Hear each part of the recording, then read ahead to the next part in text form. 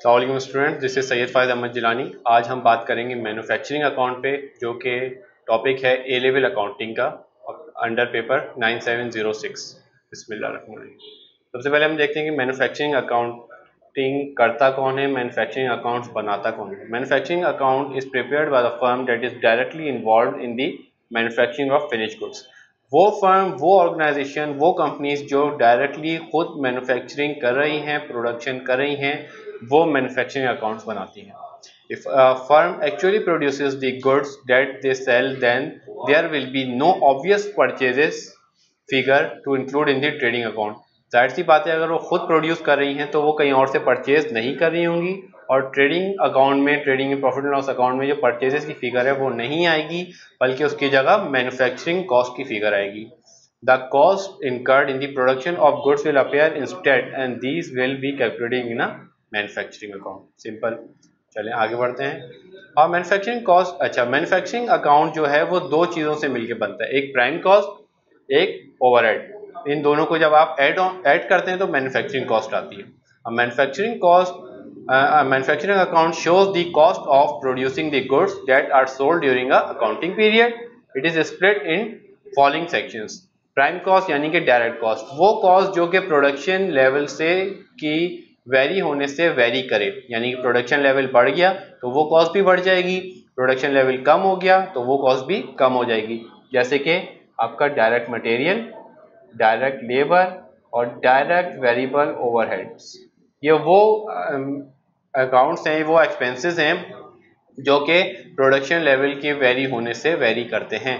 अगर आप शर्ट की बात करें, शर्ट प्रोड्यूस कर रहे हैं, आप शर्ट मैन्युफैक्चर कर रहे हैं, तो शर्ट ज़्यादा बनेंगी तो आपको डायरेक्ट मटेरियल यानी कि क्लॉथ ज़्यादा चाहिए होगा, आपके टेलर के यानी कि डायरेक्ट लेबर के आर्ट ज़्यादा लगेंगे, आपकी मशीनरी ज़्यादा चलेगी, आपका डायरेक्ट वेरिएबल ओवरहेड ज़्यादा लगेंगे। Overhead cost, on the other hand, overhead cost associated with production but not in a direct manner, ये वो कॉस्ट होती है जो कि डायरेक्टली इनकर नहीं होती, बल्कि एड करती है, हेल्प करती है कोई भी चीज़ प्रोड्यूस करने को, कोई भी चीज़ बनाने के लिए। The cost of manufacturing the products will be the total of the prime cost and the overhead cost added together. This total factory cost will then be transfer to the trading account where it will appear instead of normal purchase figure. Normal purchase की figure नहीं आएगी, बल्कि क्या figure आएगी, production cost की figure आएगी। कहाँ पे, trading and profit and loss account में। चले आगे बढ़ते हैं। प्राइम कॉस्ट क्या होती है, अभी हमने जैसे जिक्र किया कि prime cost sorry directly relevant to the level of output. Level of output बढ़ेगा तो आपकी डायरेक्ट कॉस्ट भी बढ़ेगी, कम होगा तो कम होगी। सही है, डायरेक्टली प्रोपोर्शनल है। उसमें एग्जांपल्स क्या हैं, डायरेक्ट मटेरियल की, डायरेक्ट लेबर की, अदर डायरेक्ट कॉस्ट यानी कि अदर डायरेक्ट वेरिएबल ओवरहेड्स की, जो कि पैकेजिंग आ गई, रॉयल्टीज आ गई, कि चीज़ ज़्यादा प्रोड्यूस होगी तो ज़्यादा उसमें मटेरियल लगेगा, उसके लेबर बनाने वाले को ज़्यादा टाइम लगेगा बनाने में, उसके टोटल आवर्स ज़्यादा लगेंगे, और उसकी पैकेजिंग वगैरह भी जाहिर सी बात है फिर ज़्यादा होगी। फिर एक हमारा फॉर्मेट आ गया, इसमें हमने रॉ मटेरियल्स का ओपनिंग, उसमें ऐड किया उसकी परचेजेस, उसमें ऐड किया जो भी खर्चा आपको उसकी ट्रांसपोर्टेशन में लगा है, और लेस कर दिया जो अगर कोई परचेजेस रिटर्न हुई है। कौन सी परचेजेस, रॉ मटेरियल की। तो हमारे पास क्या फिगर आ गई, cost of raw material available to be utilise to be manufactured, उसमें से हमने माइनस कर दिया क्लोजिंग इन्वेंट्री रॉ मटेरियल की जो इस साल बच गई है। फिर हमारे पास क्या चीज़ कैलकुलेट होकर आई, cost of raw materials consume, उसमें हम ऐड करेंगे डायरेक्ट लेबर, फिर ऐड करेंगे उसमें डायरेक्ट वेरिएबल ओवरहेड, तो उससे हमारे पास आ जाएगी प्राइम कॉस्ट। इस प्राइम कॉस्ट को हम आगे फर्दर लेके जाएंगे और उसमें ऐड करेंगे ओवरहेड कॉस्ट। ओवरहेड कॉस्ट क्या थी, फिक्स्ड फैक्ट्री ओवरहेड्स, यानी कि indirect cost. Indirect cost add हो जाएगी। क्या कह रहे हैं कि this section include all other expenses concern with the production of output but not in a direct manner. This means that if the level of production increases या increase, then these expenses may also increase but not by the same proportion. These are sometimes known as indirect cost. वो बढ़ेंगे तो सही, ज़रूरी भी नहीं है कि बढ़ें, लेकिन अगर बढ़ेंगे तो भी वो डायरेक्ट प्रोपोर्शनल नहीं है, वो उसी प्रोपोर्शन से नहीं बढ़ेंगे जिस प्रोपोर्शन से आपका लेवल ऑफ प्रोडक्शन बढ़ रहा है। सही।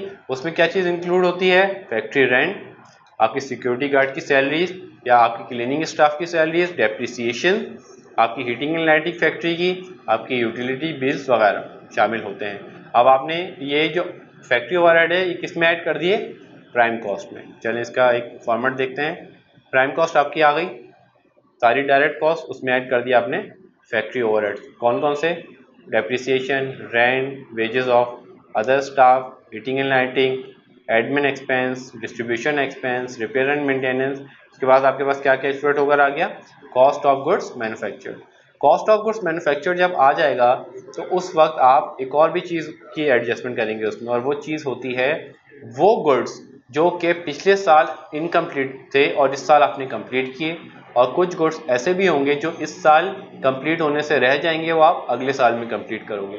तो उसको हम कहते हैं वर्क इन प्रोग्रेस, यानी कि या फिर वर्क इन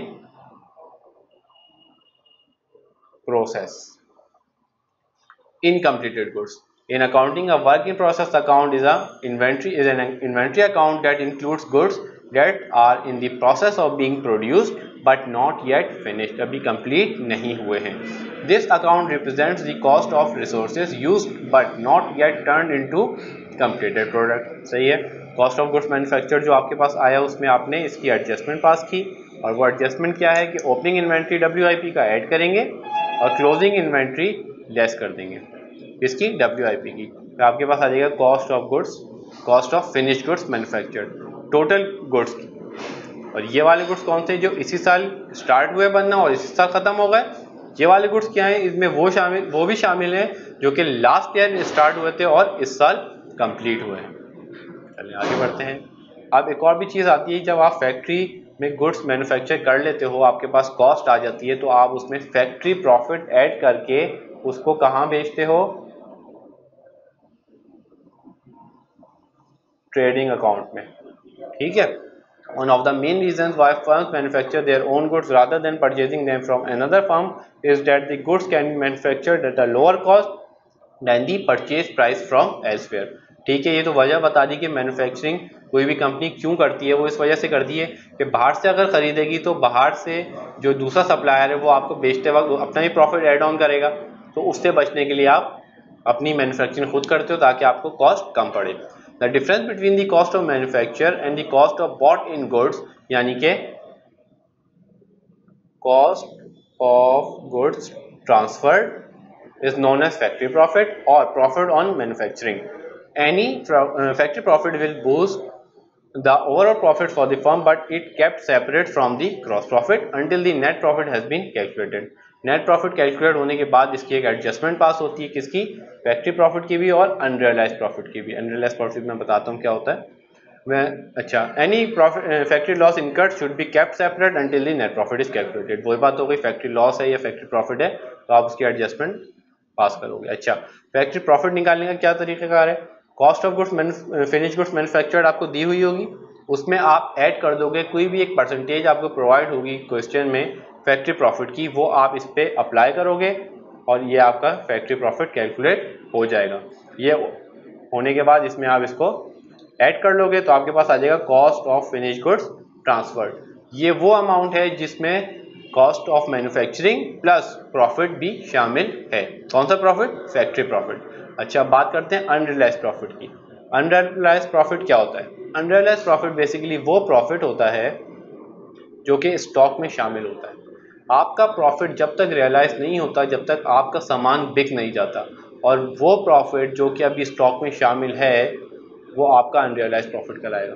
ठीक, आपने अपनी कंपनी में चीज़ प्रोड्यूस की, उस पर प्रॉफिट लगा लिया और आप कह रहे हो कि हम तो मुनाफे में हैं, तो ऐसा नहीं है। आप उस वक्त तक मुनाफे में नहीं हो, उस वक्त तक फ़ायदे में नहीं हो, उस वक्त तक आपने प्रॉफिट अर्न नहीं किया जब तक वो चीज़ कंपनी से बाहर जाके सेल आउट नहीं हो जाती। The use of transfer prices means the adjustment are required in the trading and profit and loss account to give a true net profit by adjusting the provision for unrealized profit। एक provision का account बनता है unrealise profit का, सही, उसमें एक figure आती है जो कि trading and profit and loss में जाती है। इसका BD बैलेंस यहाँ पर होता है और CD बैलेंस यहाँ पे होता है। बैलेंस शीट फिगर यहाँ पर आएगी या फिर यहाँ पर आएगी, डिपेंडिंग ऑन द साइड, फिर वो उस तरीके से एडजस्ट होगी कहाँ जाके, trading and profit and loss account में। An adjustment to the provision of unrealized profit is then necessary because of unrealized profit included in both opening and closing inventory is the amount of provision for unrealized profit।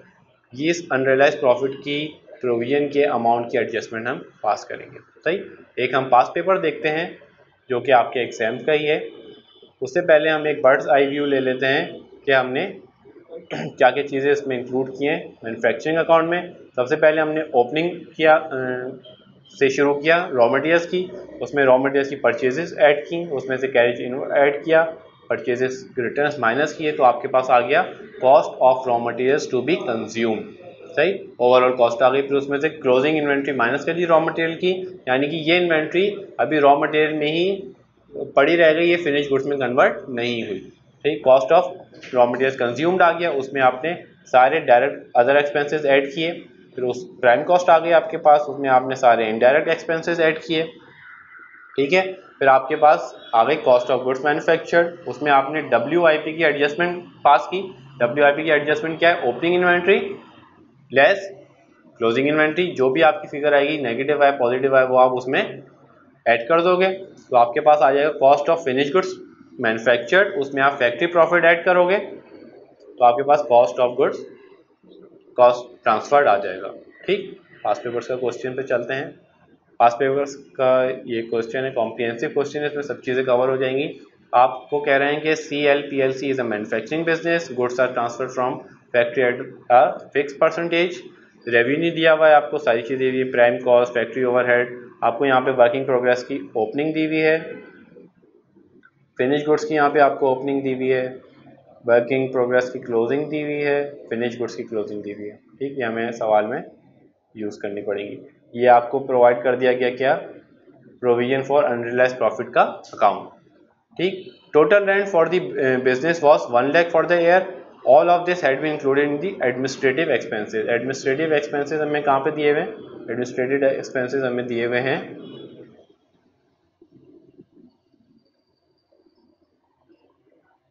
एक minute, ये दिए हुए, इसमें 1 लाख शामिल है, यानी कि इसमें से अगर हम माइनस 1 लाख कर दें तो रेंट अलग हो जाएगा हमारा, और हमारे पास क्या फिगर आ जाएगी, 243100 की हमारे पास फिगर आ जाएगी। क्लियर, इसकी हम कैलकुलेशन करते हैं रेंट की। रेंट के बारे में वो क्या कह रहे हैं, रेंट है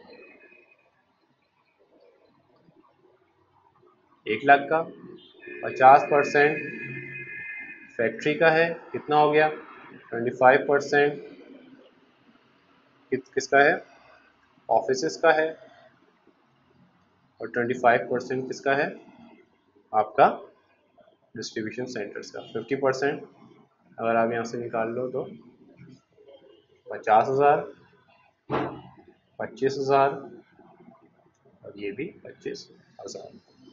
फिर हमें रेंट के बाद क्या एडजस्टमेंट दी हुई है, हमें कहा हुआ है टैक्सेशन चार्जेस दिए हुए हैं 39,400 के।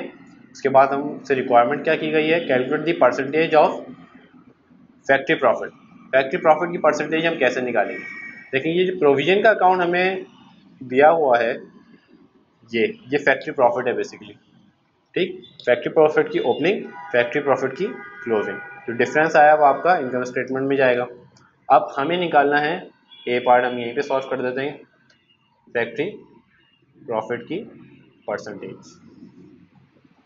फैक्ट्री प्रॉफिट की परसेंटेज निकालने के लिए हमें क्या क्या चीज़ें चाहिए, फैक्ट्री प्रॉफिट चाहिए होगा जो कि हमें पता है 21,000। फिर हमें चाहिए होगी वो अमाउंट जिस पे फैक्ट्री प्रॉफिट की परसेंटेज अप्लाई होके फैक्ट्री प्रॉफिट आए, यानी कि कॉस्ट ऑफ गुड्स मैन्युफैक्चर्ड, वो हमारे पास है नहीं। इसको निकालने के लिए हम क्या कर सकते हैं कि आपके पास ओपनिंग फिनिश गुड्स की ओपनिंग मौजूद है जो कि कितनी है 126,000। इसमें से अगर आप फैक्ट्री प्रॉफिट लेस करें 21,000 का तो आपके पास क्या आ जाएगा, COGM।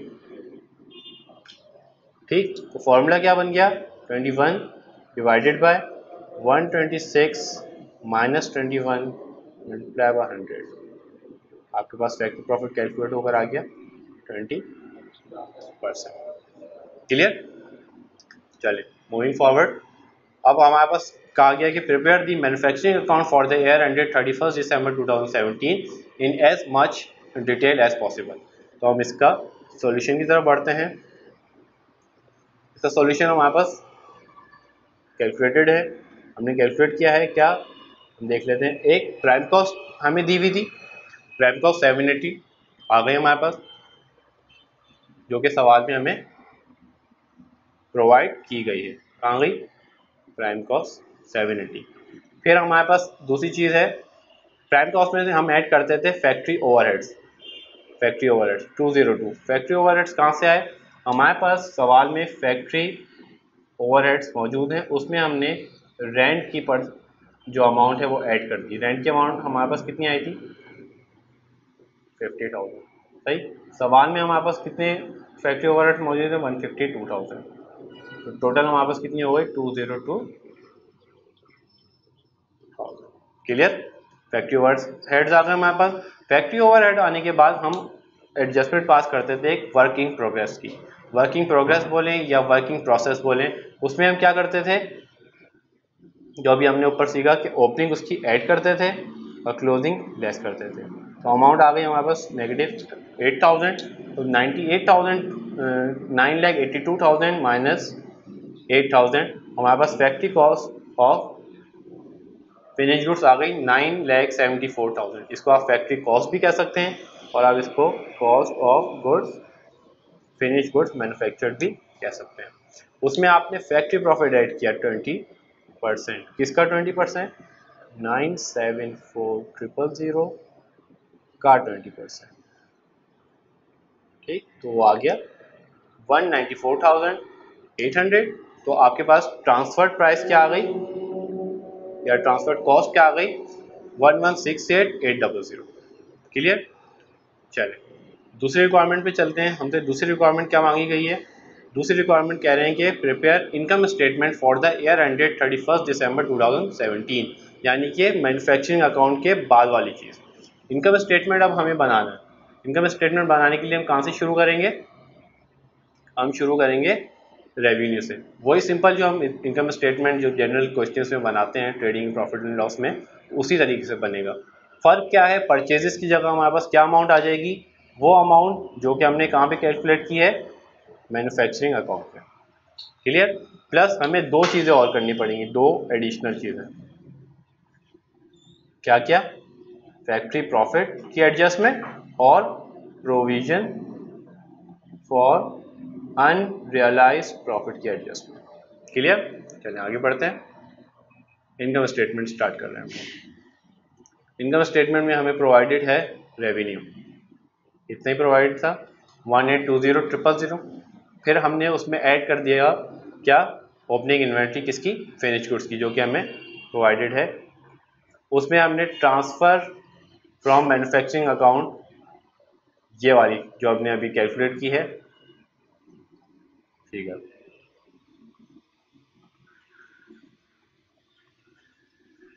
ये आ गया हमारे पास। ठीक, इसमें हमने इसको ऐड कर दिया तो हमारे पास फिगर आ गई 1,294,800। इसमें से हमने इन्वेंट्री फिनिश गुड्स की इन्वेंट्री की क्लोजिंग माइनस कर दी। फिर हमारे पास आ गई cost of goods sold, cost of sales भी कहते हैं, कॉस्ट ऑफ गुड्स सोल्ड भी कहते हैं। अब हम इसमें से इसको लेस करते हैं। रेवेन्यू में से cost of goods sold less होता है तो क्या आता है आपके पास? जीपी। ठीक, ग्रॉस प्रॉफिट आ गया आपके पास। ग्रॉस प्रॉफिट में से हम एक्सपेंसेस माइनस करेंगे। कौन कौन से एक्सपेंसेस हमें दिए हुए ऊपर हम देख लेते हैं। हमारे पास मौजूद है डिस्ट्रीब्यूशन एक्सपेंस और एडमिनिस्ट्रेटिव एक्सपेंस। एडमिनिस्ट्रेटिव एक्सपेंस और डिस्ट्रीब्यूशन एक्सपेंस के बारे में उन्होंने कुछ कहा हुआ था। क्या? रेंट की एडजस्टमेंट होनी थी उसमें 25% टू दी ऑफिसेस, यानी कि इसमें एडमिन में ये ऐड हो जाएगा, और 25% डिस्ट्रीब्यूशन सेंटर्स, यानी कि डिस्ट्रीब्यूशन कॉस्ट में ये ऐड हो जाएंगे। ठीक, ये होगा आपके इसमें ऐड 25,000 और इसमें ऐड 25,000। क्लियर।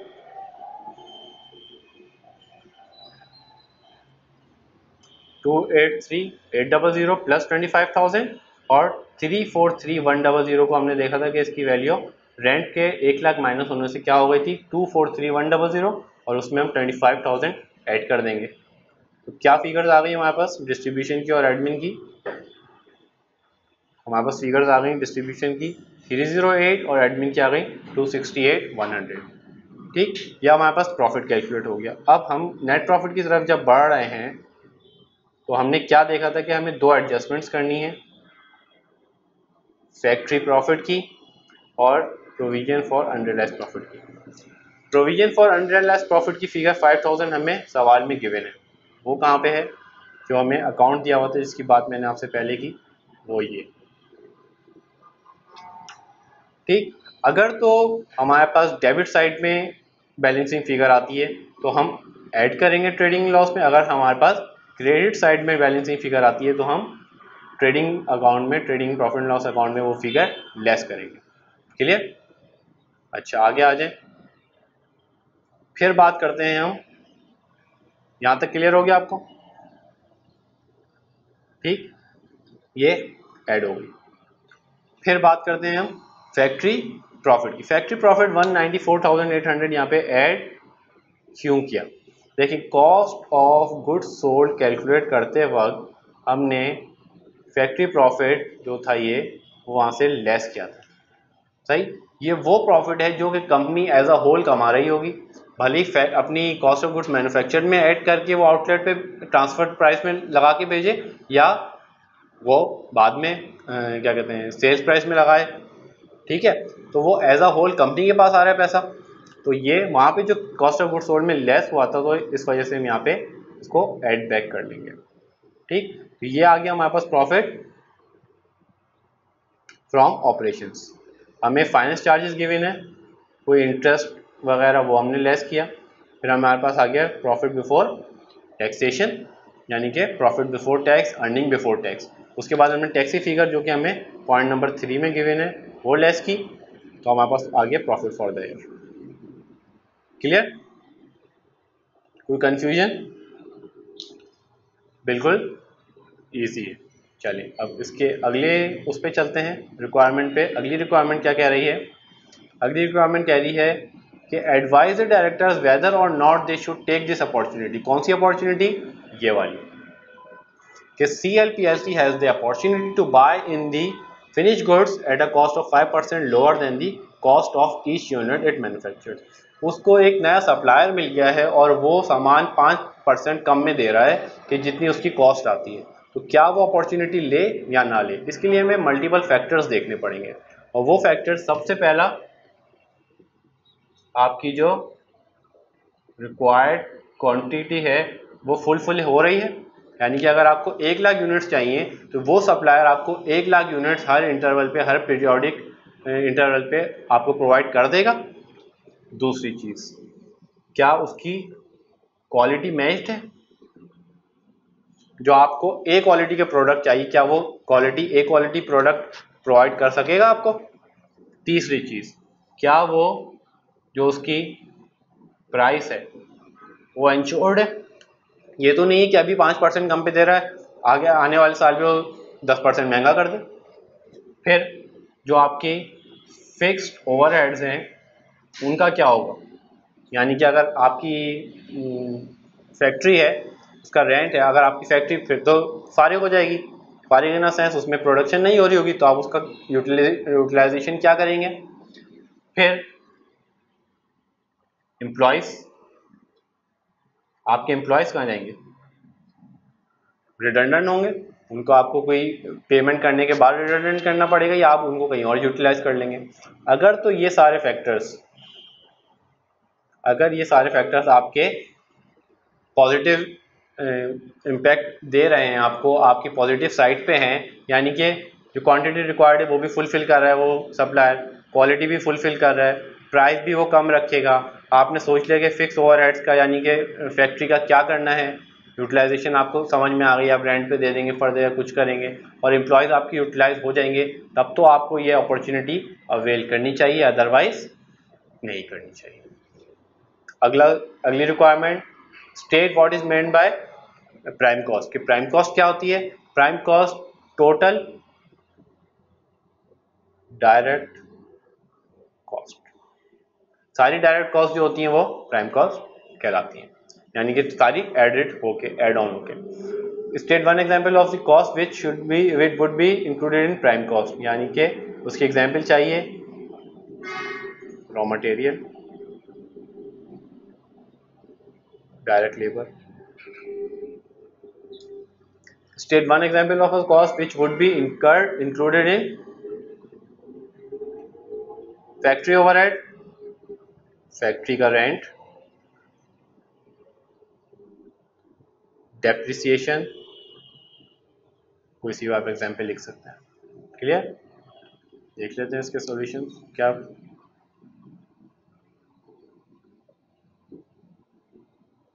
जो अपॉर्चुनिटी की बात थी, गारंटेड सप्लाई है, क्वालिटी कंट्रोल है, फिक्स कॉस्ट का आप क्या करोगे कि अगर दोबारा फिर भी पे करनी पड़ी तो आप उसकी कोई यूटिलाइजेशन है आपके पास, जो आपके एम्प्लॉयड हैं उनकी कोई यूटिलाइजेशन है आपके पास। और ई पार्ट में हमसे प्राइम कॉस्ट पूछा। प्राइम कॉस्ट क्या होती है? सारी डायरेक्ट कॉस्ट ऐड होके प्राइम कॉस्ट बनती है। जैसे हमने आप पहले देखा था, direct material plus direct labour plus direct variable overheads. फिर हमसे दूसरी चीज़ पूछी गई, प्राइम कॉस्ट की एग्जाम्पल रॉ मटेरियल्स आ गए, मशीन आवर्स यानी कि डायरेक्ट लेबर आ गई।